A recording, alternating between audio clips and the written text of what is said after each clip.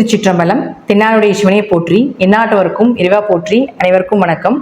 தனுசு ராசிக்குண்டான மார்ச் மாத பலன்களை பத்தி பார்க்கலாம். தனுசு ராசியை பொறுத்த வரைக்கும் உங்க ராசி அதிபதியே குரு தான். அவர் 6ஆம் வீட்டில் இருக்கிற வரைக்கும் கொஞ்சம் உங்களுக்கு பணம் சார்ந்த விஷயங்கள் கிடைத்தாலும், ஏன்னா குரு 2ஆம் பார்வையை பார்க்கிறப்ப பணம் காசு லாபத்துக்கெல்லாம் குறைவில்லாம தொழிலை கொடுத்தாலும் கூட கொஞ்சம் பெயர்ப்புகளை குறைச்சிருப்பாரு, இதெல்லாம் பண்ணி கொடுத்துருப்பாரு. இப்ப அடுத்தது பாருங்க, சனி பகவானும் மார்ச் 29ஆம் தேதி 4ஆம் வீட்டுக்கு போறார். பொதுவா 4இல் சனி வரக்கூடிய காலகட்டங்கள் அர்த்தாஷ்டம சனி அப்படின்னு நம்ம சொல்லுவோம். அர்த்தாஷ்டம சனி அப்படிங்கிறது வீடு மனை சொத்து சுகங்கள் வண்டி வாகன யோகங்கள் இதெல்லாமே கெடுத்து மறுபடி கொடுக்கும். எதெல்லாம் உங்களுக்கு வரணும்னு இருக்குமோ அதெல்லாம் சனி வரக்கூடிய காலத்துல கண்டிப்பா கொடுத்தே தீர்வார். ஆனா அதற்கு முன்னாடி அதற்கு அனுபவங்களையும் அதற்குண்டான கொஞ்சம் மன வலிகளையும் கொடுத்து பின்பு கொடுப்பார் அப்படிங்கிறது தான் உண்மை. உங்க ஆரோக்கியத்திலும் தாயினுடைய ஆரோக்கியத்திலும் கொஞ்சம் கவனமாக இருந்துக்கோங்க அப்படிங்கிறத முற்றிலும் உண்மை. அடுத்தது பாருங்க, செவ்வாய். இந்த செவ்வாய் அப்படின்னு சொல்லக்கூடிய ஒரு 5 மற்றும் 12ஆம் அதிபதியான செவ்வாய் இப்ப இருக்கக்கூடிய வீடு ராசிக்கு 7ஆம் வீட்டுல இருக்கார். 5 கூடையவர் 7ஆம் வீட்டில் இருந்தால் கண்டிப்பாக குழந்தை பிராப்தம் உண்டு.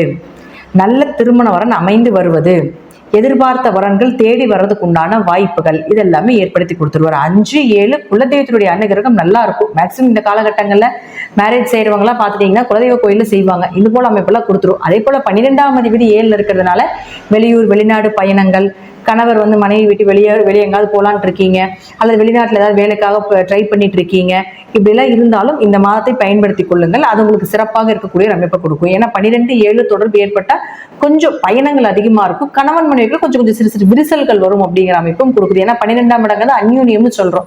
அப்ப அவர் 7ஆம் இடத்துக்கு போகும்போது கொஞ்சம் அந்யூன்ய குறைபாடுகளும் ஏற்படும் அப்படிங்கிறத எடுத்துக்கலாம். அடுத்தது சுக்கிரன். இந்த சுக்கிரன் யாரு? 6 மற்றும் 11ஆம் அதிபதி. இந்த 6ஆம் அதிபதியான சுக்கிரன் கடந்த காலத்துல பார்த்துட்டீங்கன்னா உங்களுக்கு தனுசு ராசிக்கு 4ஆம் வீட்டுல மனம் செயல் அப்படின்னு சொல்லக்கூடிய 4ஆம் வீட்டுல இருந்து கொஞ்சம் மனசுல அலைபாஞ்சிட்டு இருக்கிறது, ஒரு நல்ல சந்தோஷமான ஒரு நிகழ்ச்சி, வீடு மனை சொத்து சுகங்கள் வாங்கினது இதெல்லாம் ஏதாவது கொடுத்துட்டு இருந்தாலும் கூட இப்ப அவர் வக்ரம் ஆகிறார். சோ நம்மளுக்கு ஜோதிட ரூல்ஸ் என்னன்னா, ஒரு உச்சம் பெற்ற கிரகம் வக்ரகதி இருந்தால் நீச பலனை அடையும் அர்த்தம். அப்போ சுக்கிரன் உச்சமாகி இப்ப வக்ரம் பெறுகிறார். அப்ப சுக்கிரன் உச்சமாகி வக்ரம் பெறக்கூடிய காலகட்டங்கள்ல கொஞ்சம் கவனமா இருங்க. கடன் சார்ந்த விஷயத்துல, நோய் சார்ந்த விஷயத்துல, வேலைகள் சார்ந்த விஷயத்துல, லாபங்கள் சார்ந்த விஷயத்துல ரொம்ப கவனமாக இருக்க வேண்டும். அதே போல மூத்த சகோதரர்கள்கிட்டயே ரொம்ப கவனமாக இருந்து செயல்படுத்த வேண்டும். ஏன் அப்படின்னு பார்த்துட்டீங்கன்னா, ஒரு கிரகம் நீசம் பெறும்பொழுது அதனுடைய தன்மைகளை இழக்கும், அதனுடைய ஒளிகளை இழக்கும். அந்த இடத்துல பெயர் புகழ் இருக்காது, அந்த இடத்துல உங்களுக்கு உண்டான விஷயங்கள் நடக்காது அப்படிங்கிறது அமைப்பு. அப்ப சுக்கிரனுக்கு உண்டான விஷயங்கள் எல்லாமே இதுதான். இப்ப நான் சொன்னதை கடன் நோய் வழக்கு வேலையில பிரச்சனை லாபங்கள் அதிகமா வராம இருக்குது, இதெல்லாம் தான் சுக்கிரன் உங்க ஜாதகத்துல அந்த பொறுப்பு வாங்கியிருக்காரு. அப்போ அதெல்லாமே குறையறதுக்கு உண்டான வாய்ப்புகளை தான் கொடுப்பார். அப்ப ராகுவோட சேர்ந்து காம்பினேஷன் ஆகும் பொழுது இயற்கையாக நம்ம முதலே சொல்லி இப்ப சுக்கிரன் ராகு சேர்க்க இது ஒரு பெண் சாபத்தை கொடுக்கக்கூடியது. ஆண்களாக இருந்தாலும் பெண்கள்கிட்டையும், பெண்களாக இருந்தாலும் ஆண்கள்கிட்டையும் கொஞ்சம் கவனமாக இருந்து செயல்படுத்திக்கோங்க அப்படிங்கிறத நம்ம சொல்லியிருப்போம். அதே போல பாருங்க, அடுத்தது புதன். இந்த புதன் யாரு? உங்களுடைய ஜாதகத்துக்கு 7 மற்றும் 10ஆம் அதிபதி. உங்களுடைய திருமண வாழ்க்கை, உங்களுடைய கணவர் மனைவி, அதே போல தொழில் இதெல்லாமே புதன் தான் கொடுக்க போறார். அப்ப அந்த புதனும் பாருங்க 4ஆம் இடத்துல நீசமாயிட்டு இருந்தார். இப்போ 15ஆம் தேதிக்கு மேல வக்ரம் ஆகிறார். சோ புதன் அப்படின்னு சொல்லக்கூடியவர் நீசமாகி, ஒரு நீசம் பெற்ற கிரகம் வக்ரமால் உச்சமாகும். அப்ப 15ஆம் தேதிக்கு மேல தொழில், திருமணம், எதிர்பார்த்த வரன் கிடைப்பது இதெல்லாம் உங்க ஜாதகத்துல புதன் வக்ரமாக இருந்தால் கண்டிப்பாக நடந்தே தீரும். பொதுவாகவே நடக்கும்.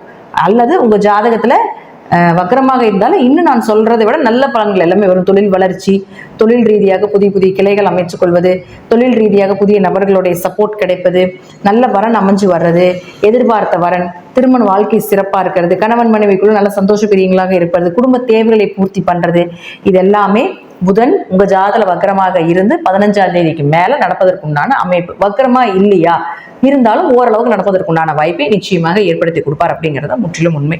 அடுத்தது சூரியன். இந்த சூரியன் அப்படின்னு சொல்லக்கூடிய 9ஆம் அதிபதி. அவர் 3ஆம் வீட்டுல இருந்தார். 14ஆம் தேதிக்கு மேல 4க்கு வரப்போகிறார்.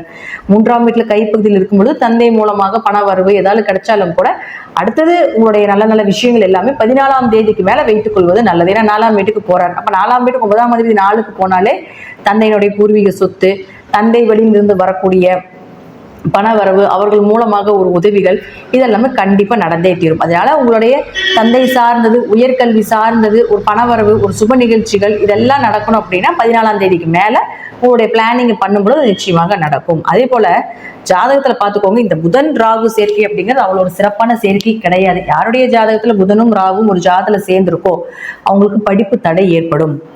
படித்தாலும் படிப்புக்குண்டான வேலை கிடைக்காது, அப்படியே கிடைத்தாலும் அதில் உண்டான ஒரு நல்ல வருமானம் இருப்பதற்கு வாய்ப்பு ரொம்ப குறைவு. இதுதான் புதன் ராகு சேர்க்கை. அடிப்படை கல்வியே தடையா ஒரு சிலருக்கு பார்த்துட்டீங்கன்னா. அப்போ உங்க ஜாதகத்திலேயோ உங்க குழந்தைகள் ஜாதகத்திலேயோ புதன் ராகு சேர்க்கை இருந்து இப்போ அந்த கிரக சூழல் நடக்கிறதுனால குழந்தைகளோட படிப்புல கொஞ்சம் கவனமா இருந்துக்கோங்க. அதே போல சுக்கிரன் ராகு ஜாதகத்துல சேர்க்கையா இருக்கு, திரிகோணத்துல இருக்கு அப்படின்னாலும் கூட கொஞ்சம் பெண்களாக இருந்தால் ஆண்களிடமும், ஆண்களாக இருந்தால் பெண்களிடமும் கவனமா வக்கரமாயிட்டார், நீசமாயிட்டார். அதனால கொஞ்சம் கவனமா, இன்னும் கவனமா இருந்துக்கணும். தேவையில்லாத பழிபாவத்துக்கு ஆளாக வேண்டியது வரும். அடுத்தது அதே போல பாருங்க, சூரியனும் சனி சேர போறார் ராகுவோட சேர்ந்து. அப்ப சூரியன் ராகு சேர்க்கை கடுமையான பித்ருவழி தோஷத்தை சொல்லும்.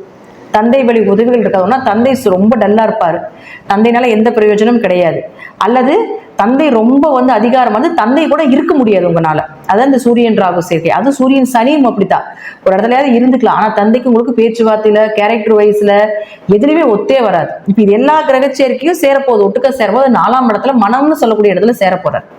அப்ப இதுல நீங்க ரொம்ப கவனமா இருந்துக்கணும். மனசை குலைக்கக்கூடிய நிறைய விஷயங்கள் நடக்கும். அதே போல புதன் சனி சேர்க்கையெல்லாம் பாத்தீங்கன்னா புள்ளி விவரமா கணக்கு போடுவாங்க, எந்த இடத்துல எந்த நேரத்துல என்ன செய்யணும். இப்போ 1998 என்ன நடந்துச்சு, 50 என்ன நடந்துச்சு, அது என்ன நடந்துச்சுன்னா யோசிச்சு சொல்றாங்க இல்லைங்களா. அது எல்லாமே இந்த புதனும் சனியும் சேர்க்கை இருந்தா தான் அவங்களுக்கு அந்த ஞாபக சக்தி இருக்கும். ஸோ அப்படியெல்லாம் அவங்க ஜாதகத்துல இருக்கு அப்படின்னாலும் கூட இந்த காம்பினேஷன் வரப்போகுது இந்த காலகட்டங்கள். அது உங்களுக்கு 4ஆம் இடத்துல வரும் பொழுது, ஸோ புதன் சனி நல்ல காம்பினேஷன் இருந்தாலும் கூட இவ்வளவு திறமைகள் இருந்தால் வெளியே தெரிய மாட்டாங்க, பிரபலம் அடைய மாட்டாங்க. ஸோ இப்போ இந்த கிரக சேர்க்கைகள் 5 கூட்டு கிரக சேர்க்கைகள் இந்த மாதம் நிகழப் போகுது. ஸோ எல்லாருமே கொஞ்சம் கவனமா இருந்துக்கும். அது தனுசு ராசியை பொறுத்த வரைக்கும் பார்த்தீங்கன்னா மனம் சார்ந்த விஷயத்துல, ஆரோக்கியம் சார்ந்த விஷயத்துல, உடல் சார்ந்த விஷயத்துல, தாயினுடைய ஆரோக்கியம் சார்ந்த விஷயத்துல, வீடோ சொத்துக்களோ ஏதாவது விற்கிறது குடிக்கிறது இது எல்லாமே கொஞ்சம் கவனமா இருக்கணும். ஏன்னா ராகுங்கிறது திருட்டுத்தனம்னு சொல்றோம். அப்ப ராகு ஏமாற்று குணம் உண்டுன்னு சொல்லுவோம். அப்ப சனி ராகு சேர்க்கை இருக்குது அப்படின்னா தொழில மேல உச்சத்துல போய் கீழே இறங்கி விட்டுரும், நல்ல ஆசையை காட்டி ஒண்ணுமேலேன்னு காட்டிட்டு போயிடும். அப்ப இதெல்லாமே உங்க ஜாதகத்துல இருக்கு, இந்த காம்பினேஷன் இருந்ததுன்னா எந்த விஷயம் பண்ணீங்களோ கொஞ்சம் கவனமா பண்ணுங்க அப்படிங்கிறதா நான் இப்போ இந்த வீடியோ மூலம் உங்களுக்கு நான் சொல்லிக்கிறேன். ஸோ தனுசு ராசியை பொறுத்த வரைக்கும் பார்த்தீங்கன்னா இந்த மாதம் இது சார்ந்த 4ஆம் இடத்து சார்ந்த விஷயத்த நான் சொல்லியிருக்கேன், அதில் மட்டும் கவனமா இருங்க. மற்றபடி திருமணம், தொழில் ரீதியான ஒரு வளர்ச்சி, பணவரவு இதெல்லாம் குறைவில்லாமல் இருக்கும் அப்படிங்கிறதுல மாற்றம் கிடையாது. நன்றி. நீங்கள் ஒரு நல்ல பதிவில் சந்திக்கலாம். திருச்சிற்றம்பலம், தில்லையம்பலம், ஸ்ரீ நரசிம்ம திருவிழி சரணம்.